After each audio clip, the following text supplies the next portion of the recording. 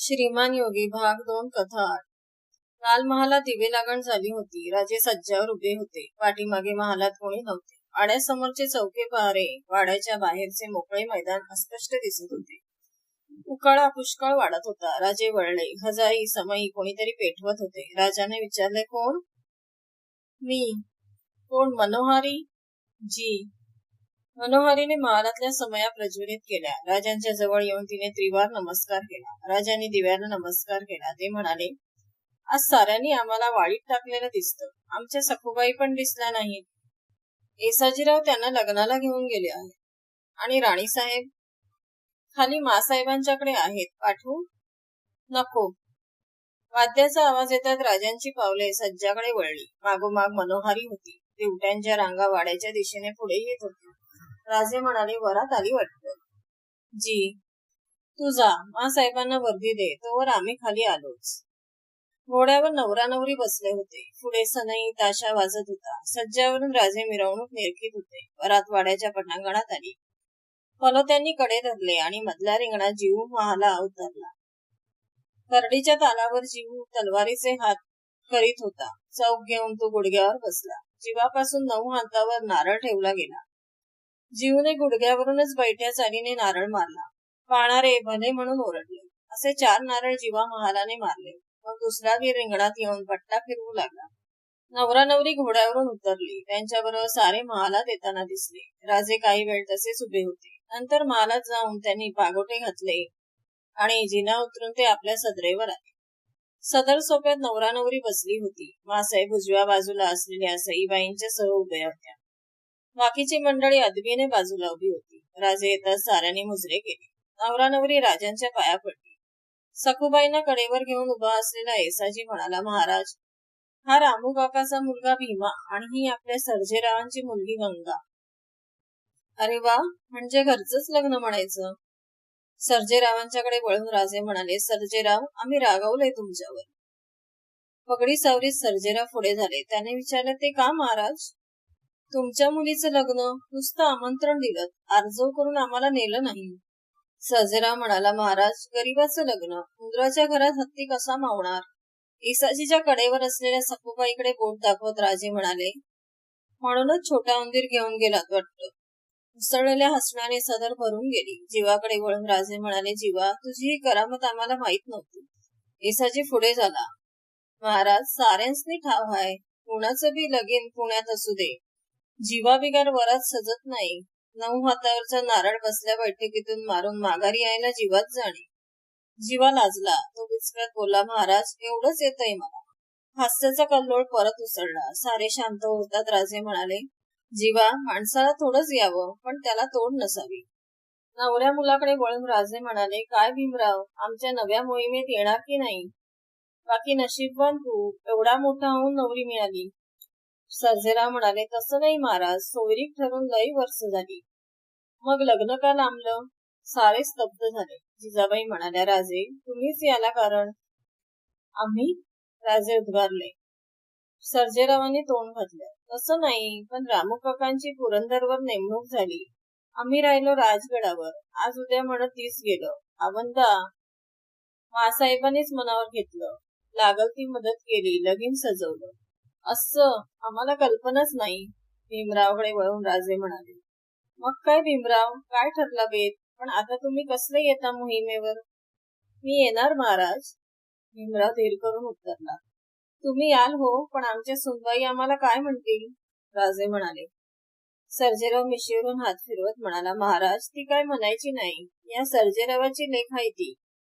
तिला माणसाबरोबर लग्न केलं नाही, तलवारी संग केलंय. ठाव आहे तिला. कपाळीचं.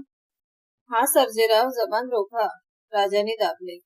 ही शिलेदाराची भाषा संसारात चालत नाही. मुली, औक्षवंत हो. तुझं सौभाग्य अखंड राहो. वज्रचुडे मंडित हो. नवरा नवरीला राजांचा आहेर झाला. वरात जशी वाजत गाजत आली तशीच वाजत गाजत ती परत गेली. राजे महाली यायला वळले आणि आवाज आला, आबा. राजे वळले. मनोहारी सखूला घेऊन उभी होती. मनोहारी जवळ आली आणि सखू राजांच्यावर झेपावली. राजांनी तिला घेतली आणि ते महालाकडे जाऊ लागले. त्यानंतर थोड्याच दिवसात राजे जिजाऊंना म्हणाले, मासाहेब, आपलं कुलदैवत शिखर शिंगणापूरला आहे. जावं आणि दर्शन घ्यावं असं फार दिवस मनात आहे. मग जाऊया ना? तुम्हीही आमच्या बरोबर असावं असं वाटतं. मग 4 दिवसात निघू आपण. बरं. राजाने शिखर शिंगणापूरला जाण्याची तयारी दाखवली. फलटण पासून थोड्या अंतरावर डोंगर शिखरावर शंकराचे हे जागृत देवस्थान आहे. भोसल्यांचे कुलदैवत ते. राजाने शिखर शिंगणापूरची मोठी तयारी सुरू केली होती. स्वार सामान पुढे गेले होते. मेणे पालख्या तयार होत होत्या. सगळीकडे हुकूम जारी झाले होते. सईबाईने विचारले, मी येऊ शिंगणापूरला? हो. सखू लहान, आम्ही दर्शन घेऊन चटकन परत येऊ. काही दिवस पुढे ढकललं असतं तर चाललं नसतं. सईबाई किंचित नाराजीने म्हणाल्या. राजे जवळ गेले. ते म्हणाले, तसं चालण्यासारखं नव्हतं म्हणूनच जातोय आम्ही.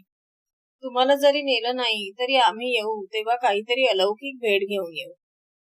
कसली? परमेश्वराच्या मनात असेल तर आल्यावर कळेल. सुमुहूर्तावर राजाने पुणे सोडले. मेणा वाटचाल करू लागला. शिबंदीचे स्वार मागे पुढे जात होते. जिजाऊंच्या मेण्यामागे 1-2 मेणे होते. त्यात सरदार स्त्रिया होत्या. राजे अश्वपथकासह दौडत जात होते. बरोबर येसाजी, तानाजी, शिवा, बाळाजी, पुढे चिमणाजी हेही लोक होते. राजाने केलेली तयारी शिंगणापूरच्या मायथ्याशी दिसत होती. पायथ्याच्या माळाला छावणीचे स्वरूप आले होते. डेरे मारले होते. राहुट्या, पाली माळावर पसरल्या होत्या. चौकी पहारेकरी उभे होते. ती छावणी पाहून जिजाबाई चकित झाल्या. राजांना त्यांनी विचारले, राजे एवढी तयारी? तयारी कसली? राजे म्हणाले, आपल्या बरोबर साऱ्यांनाच दर्शन घडेल. 4 दिवस मोकळेपणात जातील. जिजाबाईने सामोरे आलेल्या माणसात उपाध्याय होते. पुण्याचे वयोवृद्ध दशग्रंथी ब्राह्मण होते. राजांचे खासे सरदार होते. जिजाबाईंना राजांच्या मनातले काही कळत नव्हते.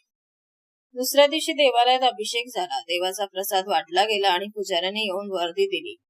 मासाहेबांच्या दर्शनासाठी बजाजी निंबाळकर आले आहेत. बासाहेबांनी विचारले, कुठे आहेत? पायथ्याला आहेत. जिजाबाईंनी राजाच्याकडे पाहिले. त्या म्हणाल्या, राजे त्यांना थांबायला सांगा. दर्शन आटोपून आम्ही येत आहोत म्हणून कळवा. बजाजी निंबाळकरांना जुलुमाने मुसलमान केल्यानंतर आजवर बजाजी विजापुरातच होते. बजाजींची मुसलमान बायको विजापुरी मृत्यू पावली. बादशाही मर्जी उतरली. धर्माला, शाही मर्जीला मुकलेले बजाजी परत फलटणला आले. नवऱ्याच्या धर्मांतराच्या धक्क्याने बजाजीची पूर्वपत्नी सावित्रीबाई फलटणला वारली. तिच्या मुलाला महादजीला घेऊन राजांच्या निमंत्रणानुसार बजाजी शिखर शिंगणापूरला आले होते. देवदर्शन आटोपून जिजाबाईंसह शिवाजीराजे मंदिराबाहेर आले. पालख्या उभ्या होत्या. दोघे पालख्यात बसले. शिबंदीसह पालख्या डोंगर उतरू लागल्या. 2 प्रहारच्या उन्हात छावणी उठून दिसत होती. छावणीच्या बाहेरच बजाजींचे अश्वपथक उभे होते. पालख्या थांबल्या. जिजाबाई पालखीतून बाहेर आल्या. जिजाबाईंनी पाहिले. बजाजी हात बांधून उभे होते. मुसलमानी पागोटे, हनुवटीवरची खुरटी दाढी, पायगोळ अंगरखा असा त्यांचा वेश होता. ते पाहून जिजाबाईंच्या मनात कालवाकालव झाली.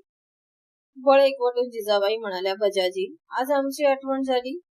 बजाजींनी एकदम जिजाबाईंचे पाय धरले. बजाजींच्या अश्रूने जिजाबाईंचे पाय भिजत होते. उठा बजाजी, झालं गेलं होऊन गेलं. तुम्ही परत आलात त्यातच समाधान आहे. बजाजीचा आवाज आला, मासाहेब भीक घाला, उठतो. हे काय बजाजी, सारे पाहतायत. उठा, काय ते सांगा.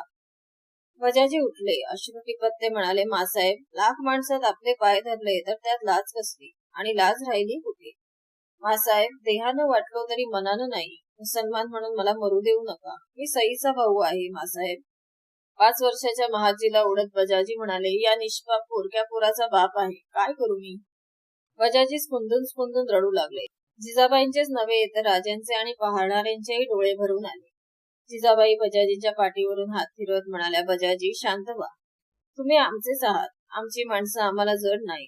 आमच्या माणसांची प्रतिष्ठा आम्हाला राखता येत नसेल तर आमच्या प्रतिष्ठेला काही अर्थ नाही. मुसलमान झालात हा गुन्हा तुमचा नाही. राजांची परीक्षा पाहण्यासाठीच कदाचित हा प्रसंग आला असेल. चला, काळजी करू नका. यातून आम्ही मार्ग काढू. जिजाबाईंचे बोलणे ऐकून राजांचे मन भरून आले होते. भारल्यासारखे होऊन ते जिजाबाईंच्या बरोबर डेऱ्याकडे चालत होते.